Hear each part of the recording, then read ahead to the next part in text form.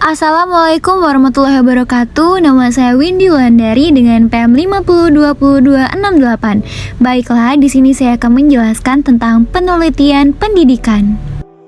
Pokok pembahasan yang akan saya bahas di sini ada pengertian penelitian pendidikan, metode yang mendasari langkah-langkah penelitian, karakteristik penelitian pendidikan, dua macam penelitian dan tujuan penelitian pendidikan. Penelitian atau research dapat diartikan sebagai upaya atau cara kerja yang sistematik untuk menjawab permasalahan atau pertanyaan dengan jalan mengumpulkan data dan merumuskan generalisasi berdasarkan data tersebut. Diartikan juga sebagai proses pemecahan masalah dan menemukan serta mengembangkan batang tubuh pengetahuan yang terorganisasikan melalui metode ilmiah. Jadi berdasarkan pengertian yang saya jelaskan tadi, maka penelitian pendidikan ini dapat diartikan sebagai proses yang sistematis untuk memperoleh pengetahuan atau to discover knowledge dan pemecahan masalah atau problem solving. Jadi pendidikan melalui metode ilmiah ini baik dalam pengumpulan maupun analisis datanya serta membuat rumusan generalisasi berdasarkan penafsiran data tersebut. Jadi yang dimaksud dengan metode ilmiah ini di sini itu adalah metode yang menggunakan prinsip SKINS, yaitu sistematis, empiris, dan objektif. Kemudian yang selanjutnya kita ke metode yang mendasari langkah-langkah penelitian, ada 4. Yang pertama merumuskan masalah, kedua mengajukan hipotesis, ketiga verifikasi data, dan yang keempat menarik kesimpulan. Dimulai dari yang merumuskan masalah. Jadi dari merumuskan masalah ini kita mengajukan pertanyaan untuk mencari jawabannya. Jadi tanpa adanya masalah tidak akan terjadi penelitian, karena penelitian ini dilakukan untuk memecahkan masalah. Rumusan masalah penelitian pada umumnya diajukan dalam bentuk pertanyaan. Yang kedua itu mengajukan hipotesis. Nah, jadi untuk mengemukakan jawaban sementara atau yang masih bersifat dugaan atas pertanyaan yang diajukan sebelumnya, jadi hipotesis penelitian ini dapat diperoleh dari mengkaji berbagai teori. Nah, berkaitan dengan bidang ilmu ini dijadikan dasar dalam perumusan masalah. Peneliti pastinya menelusuri berbagai konsep, prinsip, generalisasi, dan sejumlah literatur, jurnal, dan sumber lain yang berkaitan dengan masalah yang diteliti.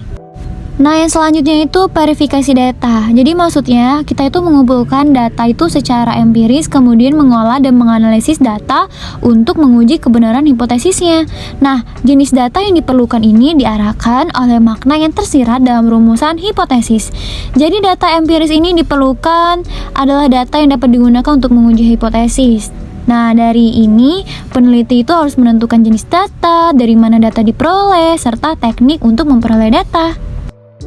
Yang terakhir itu menarik kesimpulan. Nah, untuk menentukan jawaban-jawaban definitif atas setiap pertanyaan yang diajukan tadi, atau kata lain menerima atau menolak hipotesis, hasil uji hipotesis ini temuan penelitian atau hasil penelitian. Jadi temuan penelitian yang dibahas dan disintesiskan ini kemudian disimpulkan. Kesimpulan ini merupakan adalah jawaban atas rumusan masalah penelitian yang disusun dalam bentuk proposisi atau pernyataan yang telah diuji kebenarannya. Lalu selanjutnya kita ke karakteristik penelitian pendidikan.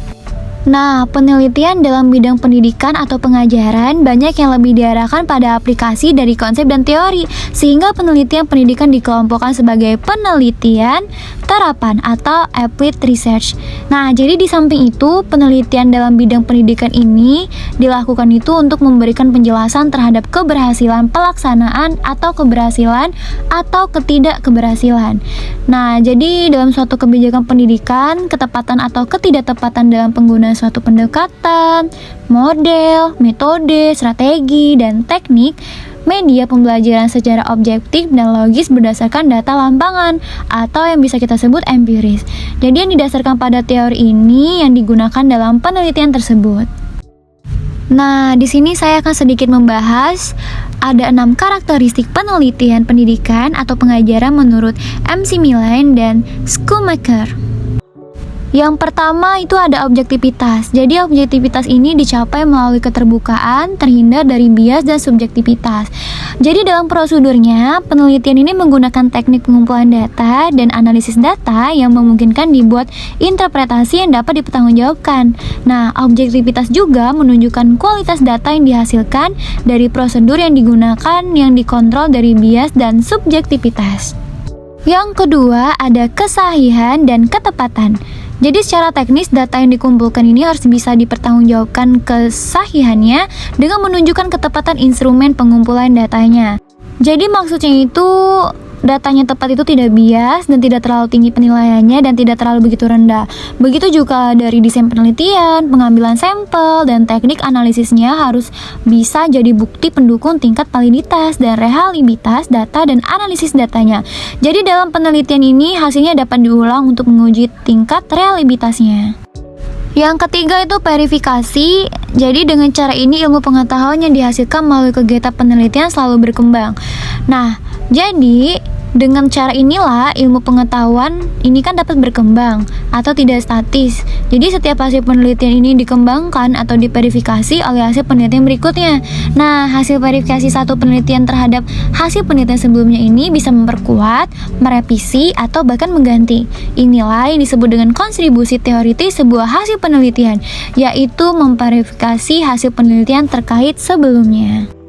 Yang selanjutnya itu penjelasan pola. Nah, jadi hasil penelitian ini memberikan penjelasan tentang hubungan antar fenomena atau menjelaskan terjadinya fenomena. Jadi seperti yang diterangkan pada asumsi bahwa fenomena itu terjadi bukan secara kebetulan, tetapi terjadi karena ada pola atau mekanisme yang menyebabkan atau berkontribusi pada terjadinya fenomena tersebut. Jadi hasil akhir dari suatu penelitian ini adalah reduksi realita yang kompleks ke dalam penjelasan tentang regularitas, pola, sistem, atau mekanisme terjadinya fenomena tersebut. Kemudian ada empiris. Jadi hasil penelitian ini harus berdasarkan data yang telah dianalisis, bukan semata berdasarkan pikiran atau gagasan logis peneliti. Jadi setiap temuan penelitian ini harus diberi dukungan data yang mendasarinya. Jadi sikap empiris ini juga menuntut penghilangan campur tangan dari pengalaman atau pendapat pribadi peneliti terhadap temuan penelitiannya. Jadi sikap empiris ini berarti mendasari temuan penelitiannya dari interpretasi berdasarkan data yang bisa dipercaya atau terpercaya. Lalu ada penalaran logis. Jadi semua kegiatan penelitian ini menuntut penalaran logis untuk mengambil kesimpulan dari data yang dianalisa. Nah, jadi kan penalaran ini kan merupakan proses berpikir menggunakan prinsip-prinsip logika deduktif untuk data kuantitatif dan induktif untuk data kualitatif. Nah, jadi penalaran deduktif ini adalah penarikan kesimpulan dari data numerik yang sudah dianalisa dengan statistik. Nah, jadi sementara itu penalaran induktif ini penarikan kesimpulan berdasarkan data verbal sebagai hasil rekaman dari pengamatan terhadap individu. Baik, kita langsung saja. Kemudian yang selanjutnya itu dua macam penelitian pendidikan. Di sini saya menjelaskan tentang kualitatif dan kuantitatif. Jadi penelitian kualitatif ini adalah proses berpikir secara inquiry atau menemukan dan memecahkan masalah yang berdasarkan pada pemahaman akan tradisi metodologi yang berbeda. Kemudian penelitian kualitatif ini juga berfokus pada pengalaman orang, masalah yang unik atau berbeda secara individual. Nah, jadi penelitian kualitatif ini adalah penelitian dengan strategi inquiry yang menekankan pada pencarian makna, pengertian, konsep, karakteristik, gejala, simbol, maupun gambaran akan fenomena yang terjadi dalam suatu masyarakat atau lingkungan tertentu. Nah, jadi di sini tuh memiliki fokus dan multimetode yang beragam sesuai dengan tujuan penelitiannya. Itu bisa bersifat alami, holistik, menekankan pada kualitas, dan dipaparkan secara naratif. Di sini ada jenis-jenis penelitian kualitatif. Yang pertama itu studi kasus. Jadi suatu studi kasus ini adalah suatu proses pengumpulan data dan informasi secara mendalam, mendetail, intensif, holistik, utuh, naturalistik, dan sistematis tentang orang, kejadian sosial, setting, atau kelompok. Nah, jadi kasus yang diteliti ini berupa satu orang, keluarga, suatu peristiwa, kelompok terbatas, sehingga peneliti dapat menghayati, memahami, dan mengerti objek tersebut. Yang kedua itu ada penelitian histori, seperti yang sudah saya gambarkan di PPT. Ini berfokus untuk menggali, memahami, dan menafsirkan satu fenomena. Yang kedua itu menekankan aspek subjektif dari tingkah laku seseorang, kemudian menekankan bahwa pengalaman individu akan sesuatu fenomena tersebut. Yang selanjutnya itu kualitatif deskriptif. Jadi dalam penelitian ini tuh berfokus pada sebuah peristiwa atau aktivitas, bukan individu sebagai subjek penelitian sebagaimana penelitian fenomenologi. Dan yang selanjutnya itu menekankan sebuah gambaran fenomena yang utuh. Lalu ada penelitian etnografi. Jadi dalam penelitian ini tuh bertujuan menggambarkan secara utuh dan mendalam tentang pandangan hidup, cara memandang atau perspektif, cara berinteraksi, dan cara memandang perilaku seseorang. Lalu di sini ada etnometodologi research. Jadi dalam penelitian ini tuh mengenai cara anggota masyarakat atau komunitas memahami kegiatan sosial mereka sehari-hari. Jadi di sini tuh menekankan pada analisis percakapan, entah itu verbal atau non-verbal. Nah, tujuan dari penelitian ini adalah mempelajari perbuatan, tindakan, dan memahami individu kehidupan dalam masyarakat. Jadi dengan kata lain, bagaimana sebuah komunitas ini mengungkapkan, menjelaskan, dan mendeskripsikan tata kehidupan mereka dalam sastra sosial kemasyarakatan.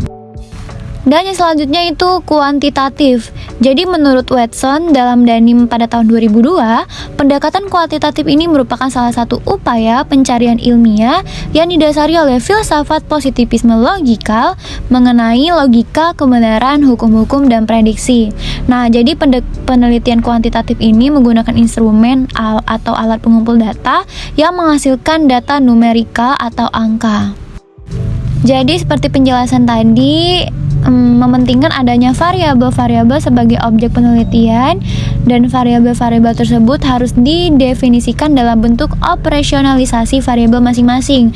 Nah, jadi penelitian kuantitatif ini memerlukan adanya hipotesis dan pengujiannya yang selanjutnya itu akan menentukan nih tahapan-tahapan seperti apa berikutnya, seperti penentuan teknik analisa dan formula statistik yang akan digunakan.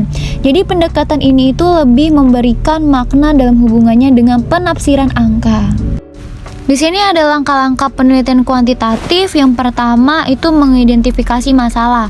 Nah, jadi suatu masalah ini kan merupakan suatu keadaan yang menyebabkan seseorang bertanya-tanya nih, berpikir, dan berupaya menemukan kebenaran atau jawaban. Jadi fenomena masalah ini tuh terjadi karena adanya sesuatu yang diharapkan atau dipikirkan, dirasakan tidak semua dengan pernyataan, sehingga timbul pertanyaan yang menantang untuk ditemukan jawabannya. Jadi di dalam penelitian ini sebaiknya seorang peneliti itu melakukan identifikasi masalah dengan mengungkapkan semua permasalahan yang terkait dengan bidang yang akan ditelitinya. Yang kedua itu pembatasan masalah. Nah, jadi sejumlah masalah yang diidentifikasi, dikaji, dan dipertimbangkan apakah perlu direduksi atau tidak. Pertimbangannya itu antara atas dasar keluasan lingkup kajian. Nah, jadi kajian yang terlalu luas ini memungkinkan adanya hambatan dan tantangan yang lebih banyak. Biasanya kajiannya ini terlalu spesifik yang memerlukan kemampuan khusus untuk dapat melakukan kajian secara mendalam. Jadi pembatasan masalah ini merupakan langkah penting dalam menentukan kegiatan penelitian. Langkah ketiga itu penetapan fokus penelitian. Nah, jadi dengan kita menetapkan fokus masalah, itu berarti peneliti telah melakukan pembatasan bidang kajian, yang berarti pula membatasi bidang pertemuan. Nah, hal itu dapat terjadi bila fokus masalah yang telah dirumuskan secara baik, namun setelah di lapangan tidak mungkin dilakukan penelitian sehingga diubah, diganti, disempurnakan, atau dialihkan.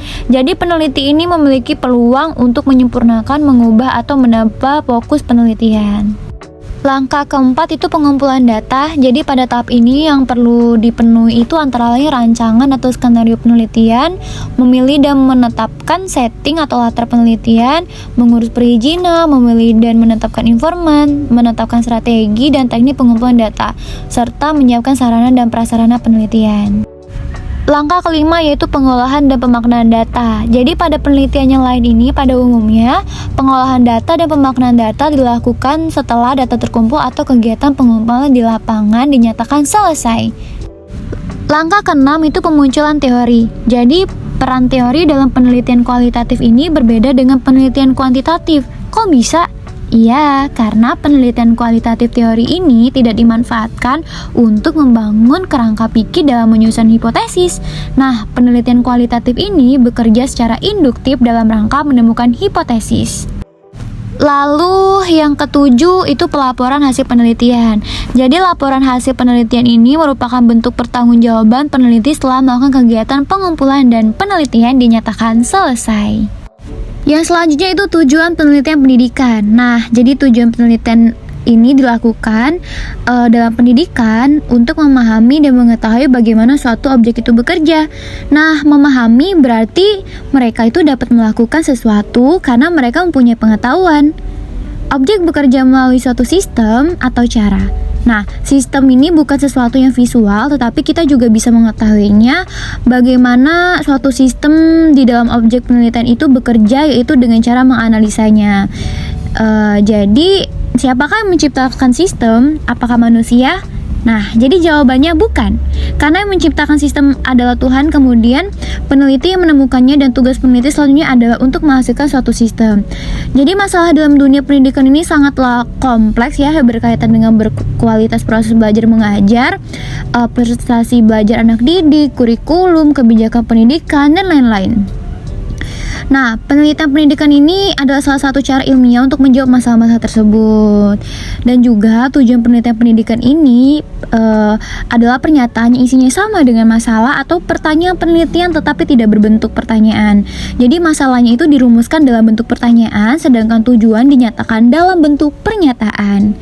Baik, hanya itu saja yang dapat saya sampaikan, sedikit penjelasan tentang penelitian pendidikan. Saya mohon maaf jika ada salah kata, kepada Allah saya mohon ampun. Saya akhiri. Wassalamualaikum warahmatullahi wabarakatuh.